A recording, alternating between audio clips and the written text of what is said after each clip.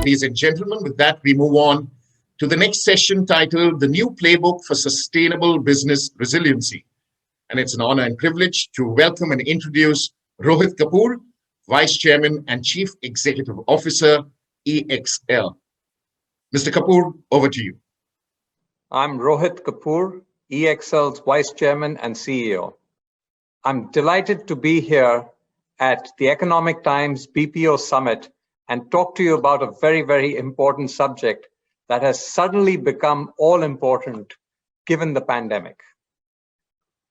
So we all know that we reacted very well as an industry to the pandemic, which came totally unannounced, and we had to deal with this pretty much overnight. All of us actually used all the technology, all the human ingenuity, the teamwork, collaboration to be able to react and deal with this situation.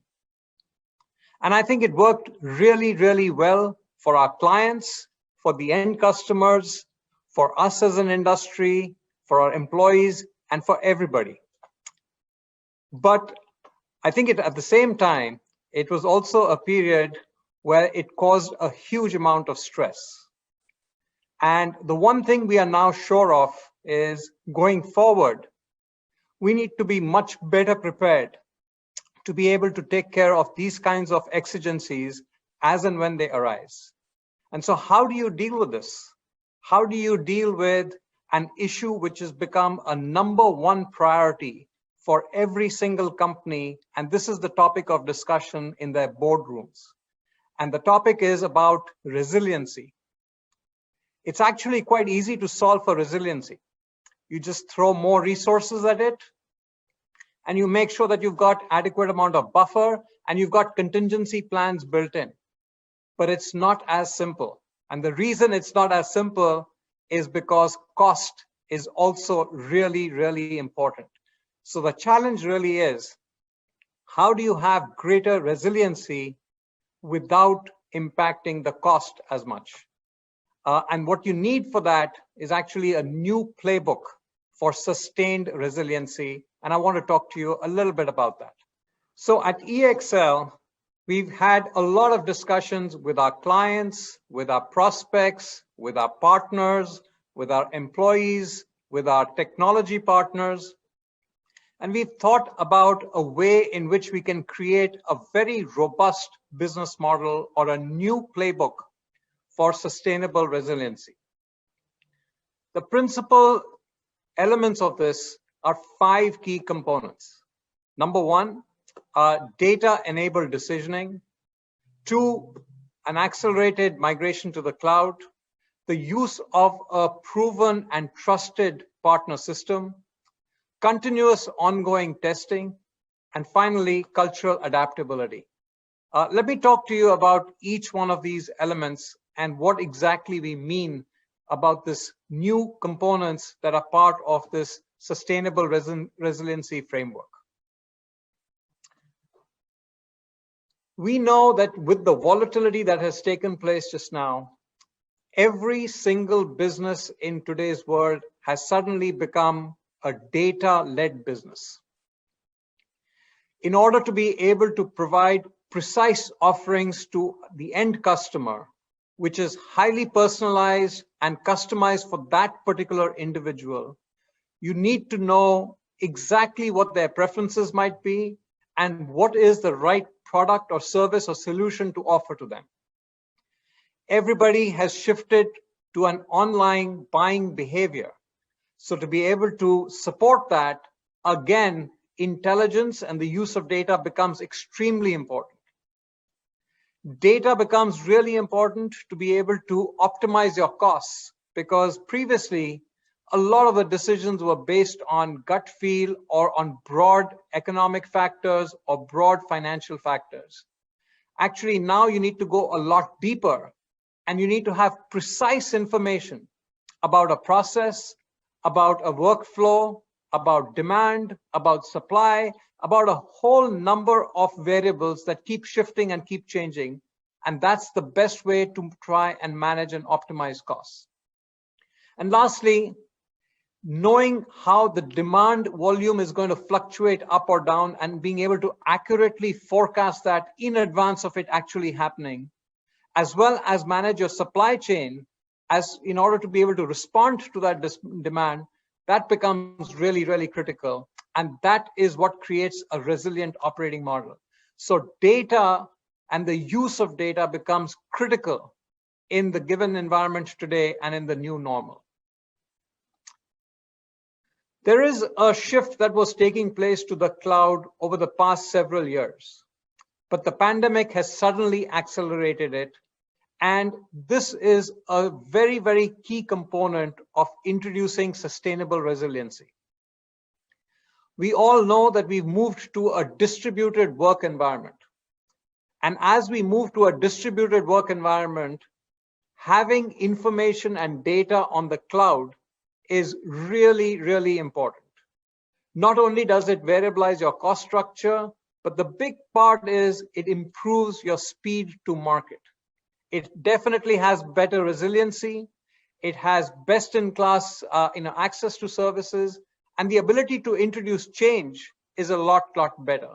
So this shift to the cloud has suddenly accelerated and has become a core part of not only offering the best products in a distributed environment to the end customer, but also to introduce resiliency. Third, a proven, trusted, and a reliable partner ecosystem has become critical to the operation of any company. In the past, many companies would have multiple partners and they would use them on the basis of capability. I think today, going forward, not only do you need to have capability, but the trust factor has to be extremely well thought through, and that needs to be there in a great way so that the partnership can work very effectively. There has to be transparency and sharing of data. A business provider needs to understand how the demand environment for a client is shifting and changing and be able to react accordingly. There needs to be the right kind of geographic and demographic diversity. There needs to be an agility in terms of the motion of work. And there needs to be a connectedness between the client and the service provider in order to be able to deal with the kind of volatility that we are seeing in today's market environment. So that becomes very, very important as we go forward. Now, one of the things which we know is that as we go forward, we need to continuously keep stress testing the system. And the reason you need to stress test and make sure that you introduce shocks actually proactively so that you can see how the system responds to that. And this needs to be done not only on the supply side, but also on the demand side. So we all know that the recovery that's taking place today is a very uneven recovery. Different geographies are recovering at different rates. Different demographic profiles of individuals are being able to come back to the workforce in a different way. There is more shopping and more commerce taking place in certain industries and less in others. And how do you really react to this and the kind of changes that get introduced? That becomes really, really critical. So using the data to be able to project how that recovery will take place and what the ripple effect is going to be on the supply side, that becomes critical. If you take a look at just a number of different industries, there are a number of these trends that are taking place, which are introducing a displacement of the volume of work that needs to be done. And you find that you have to quickly be able to reallocate resources into areas where there's high demand and pull back resources when there is lower demand. That's happening in banking, healthcare, in insurance, and in all industries. And it becomes critical to be able to respond to that. Take a look at, for example, the P&C industry, right? The property and casualty insurance industry. Suddenly, when there was a lockdown, the use of automobiles or cars or traffic on the street went down very, very significantly. And everybody had their cars in their garage and nobody was really using transportation. So the accidents really dropped down and the number of claims fell very, very significantly. Now you have to be able to move people out from there and pull them into areas where there is resurgence in demand. So take the life insurance industry from the other side. Unfortunately, because of the pandemic and with so many casualties, as a result of the pandemic, everybody got focused in on making sure that they're buying life insurance. And therefore, the life insurance industry actually saw a surge of, of new business and of people trying to buy policies to protect themselves and their families. And you need to be able to manage this kind of a shift on a dynamic, real-time, and a very, very agile basis. So making sure that you can stress test the system and be able to monitor this, manage it, becomes a critical component. The last piece is everything will work from a technology standpoint, from a data standpoint, from a process standpoint, and from a system standpoint. But we all know that the secret sauce is ultimately people. And there has to be a cultural adaptability where the ownership for a business competitiveness is taken on by the partner. Whenever that kind of ownership is taken on, there is a passion, there is agility, there is a reaction on speed that allows the responsiveness to be a lot better. And that is something which is really, really important to try and get right. Because if you have the wrong kind of cultural adaptability and you put people together which are not really going to work together as a team, which are not going to be able to respond so quickly, then you cannot have an impact of the kind that is needed and is necessary in this environment. So our response with our clients was phenomenal. EXL and our entire team of 32,000 professionals, the way in which we reacted to this pandemic was phenomenal. Within the first 3 weeks, we had 95% of our work being done from home and being done at the same service levels that we had previously. Our productivity went up, our employee satisfaction went up, and our customer satisfaction just went through the roof. That is the kind of change and mindset change that you need to kind of be able to demonstrate when you are hit with this kind of a pandemic. And I think that's really, really fundamental and core. So just to kind of recap, it is using a lot more of data.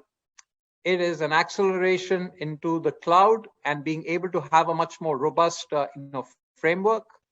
It is having the right kind of partners and the right kind of an ecosystem that is built up. It is stress testing not only the supply side, but also the demand side along with that. And finally, cultural adaptability. I think if you bring in all of these factors, then what you've really got is capability which is very, very differentiated. And that's what introduces sustained resiliency and does it at an optimal cost point, which is really very critical. So I hope this was something that you found useful. And I'm sure as we go forward into 2021, this is something which all of us are going to embrace and adopt. And actually, it will make the industry even stronger. And we become an even more important partner for our clients to help them continue to build and grow their business and remain competitive in the marketplace. Thank you so much for listening to me. And if you have any questions, I'd be happy to address them. You can certainly email or write to me. I'm sorry that I could not be here in person, but I do think that this is a very, very important topic, and I just wanted to share my views with you. So thank you again for being here, and thank you to the Economic Times for inviting me in here.